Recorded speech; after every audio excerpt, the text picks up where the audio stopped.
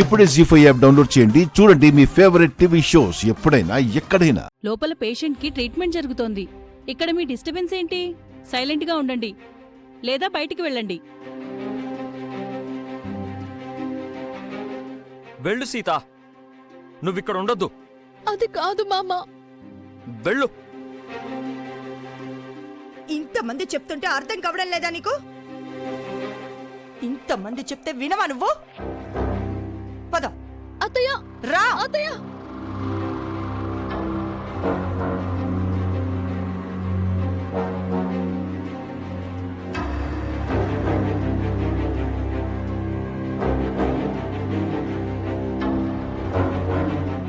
అత్తయ్య అత్తయ్య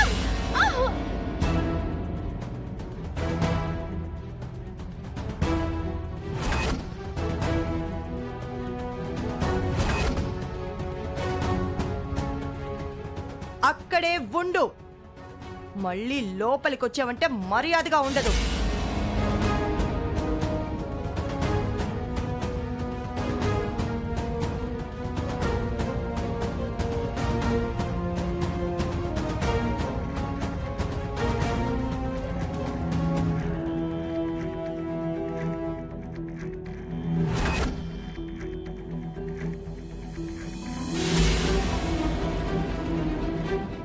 మహా, నువ్విక్కడున్నావేంటి? ఏమైంది? నువ్వేంటిక్కడ? ఒక సర్జరీ ఉంటే వచ్చాను. టైంకొచ్చావు. నీతో ఒక పనుంది. ఏంటి మహా, మీ ఇంట్లో ఎవరికైనా హెల్త్ ప్రాబ్లం వచ్చిందా? ఆహా, హెల్త్ ప్రాబ్లం కాదు, పెద్ద ప్రాబ్లమే వచ్చింది.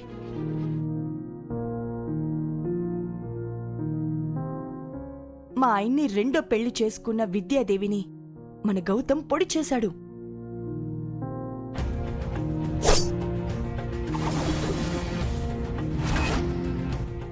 లోపల ఆ విద్యాదేవికి ట్రీట్మెంట్ జరుగుతోంది. ఇప్పుడది బ్రతికిందంటే గౌతమ్ గురించి, నా గురించి మొత్తం కథంతా తెలిసిపోతుంది. నేను వాడు జైలు పాలవుతాం. గౌతమ్ ఇప్పటి వరకు చిన్న చితక నేరాలు చేశాడనుకున్నాను. ఏకంగా మర్డర్ అటెంప్ట్ చేశాడా? వాడితో విద్యాదేవిని చంపమని చెప్పింది నేనే. దాన్ని క్లోజ్ చేయరా అంటే సగం చంపి వదిలేశాడు. ఆ సగం నువ్వు పూర్తి చెయ్యాలి. నేనా? ఏమంటున్నావు మహా? విద్యాదేవిని చంపేయమంటున్నాను. నేను పేషెంట్ ప్రాణాలు కాపాడే డాక్టర్ని మహా, మనుషుల్ని హత్య చేసే క్రిమినల్ని కాదు. నేను గౌతమ్ కన్న తల్లినైతే నువ్వు పెంచిన తల్లివి. విద్యాదేవి బ్రతికితే నాకు, వాడికి, నీకు కూడా ప్రమాదం. నీకు ఎంత డబ్బు కావాలన్నా ఇస్తాను. దాన్ని లేపై. చెప్పింది అర్థమైందా? చేస్తావు కదా? చెయ్యక చస్తానా? నీ కొడుకుని పెంచిన పాపానికి నీ పాపంలో పాలు పంచుకోవాల్సొస్తుంది. మీ తల్లి కొడుకులు కలిసి ఈ డాక్టర్ని కాస్త హంతకురాల్ని చేస్తున్నారు.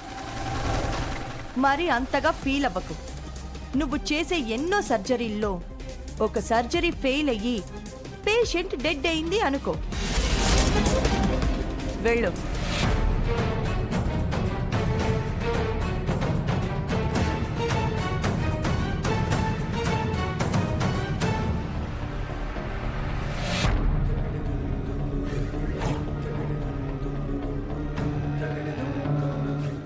ఆ సుమతి పొరపాటున కూడా స్పృహలోకి రాకూడదు. స్పృహ రాకుండానే చావాలి. ఒకవేళ అది కళ్ళు తెరిస్తే నా డాక్టర్ దాని కళ్ళు మూయిస్తుంది.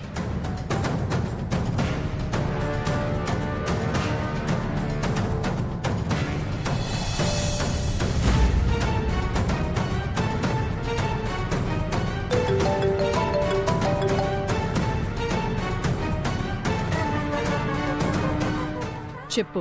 ఆ సుమతి చచ్చిందా? చావు బ్రతుకుల మధ్య కొట్టుమిట్టాడుతోంది. ఆ పొడిచేది ఏదో గట్టిగానో 4 పోట్లు ఎక్కువగానో పొడిచుండాల్సింది. అటు ఇటు కాకుండా చేశావు. ఆ టైంకి సీత అక్కడికొచ్చింది. లేదంటే ఆ సుమతిని పూర్తిగా లేపేసుండేవాణ్ణి. ఆ టైంలో సీత రావడం వల్ల సుమతి చావకపోయినా నువ్వు బ్రతికిపోయావు. సీతే సుమతి మీద హత్యా ప్రయత్నం చేసిందని కేసు తన మీదికి పోయింది. ఒకే దెబ్బకు 2 పిట్టలన్నమాట. నీకు హ్యాపీయే కదా మామ్? ఏంటి హ్యాపీ? సుమతికి స్పృహొస్తే తన మీద మర్డర్ అటెంప్ట్ చేసింది సీత కాదు నువ్వు అని చెప్తుంది. ఎంక్వైరీ మొదలు పెడితే డొంకంతా కదిలి మనిద్దరి పేర్లు బయటకొస్తాయి. అప్పుడు నీతో పాటు నా పని కూడా అయిపోతుంది. అయితే హాస్పిటల్కొచ్చి జాతర చేయమంటావా? హ, జాతర? అదే, సగం చచ్చిన సుమతిని పూర్తిగా చంపేనా? వద్దురా బాబు, ఇక్కడ అందరూ ఉన్నారు. నువ్వు దొరికిపోతే నీతో పాటు నేను కూడా జైలుకి పోవాల్సి ఉంటుంది. ఆ సుమతి బతికిపోయినా మనం జైలుకి వెళ్ళాలి కదా మామ్? అది బ్రతికినప్పుడు చూద్దాం. ఇప్పుడైతే నన్ను టెన్షన్ పెట్టొద్దు. ఇలా పదే పదే ఫోన్స్ కూడా చెయ్యొద్దు, నా మీద డౌట్ వస్తుంది. ఓకే మామ్, నువ్వే నాకు ఫోన్ చేసి అప్డేట్ ఇస్తూ ఉండు. బాయ్. చా, సీత రాకపోయుంటే సుమతిని ఇంకో 4 పోట్లు పొడిచి పూర్తిగా చంపేసుండేవాణ్ణి. అనవసరంగా హాఫ్ మర్డర్ చేసొచ్చాను. సుమతితో పాటు సీతను కూడా పొడిచేసుంటే మొత్తానికి ప్రాబ్లం సాల్వ్ అయి ఉండేది. చా, సుమతి ఎలాగైనా చావాలి. అది బ్రతికే పరిస్థితి వచ్చినా సరే చంపి తీరాలి. సాక్ష్యం లేకుండా చెయ్యాలి. సీతని జైలుకి పంపించాలి.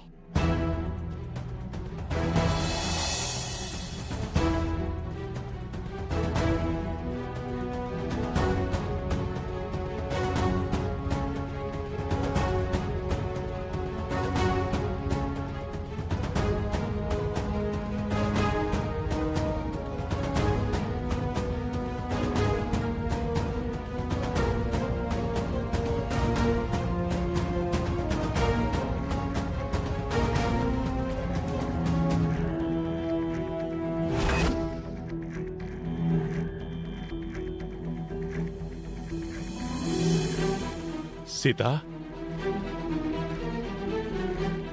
నాన్న, నాన్న,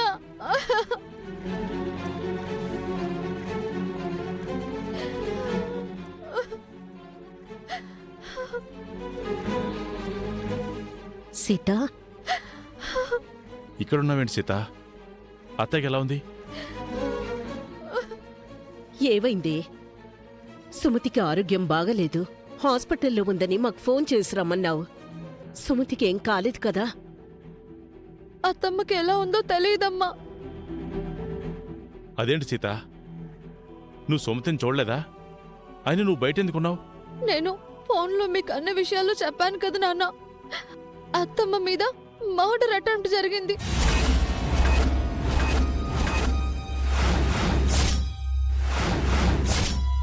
జీ5 యాప్ డౌన్లోడ్ చేసి అన్ని ఎపిసోడ్స్ పూర్తి ఉచితంగా చూడండి.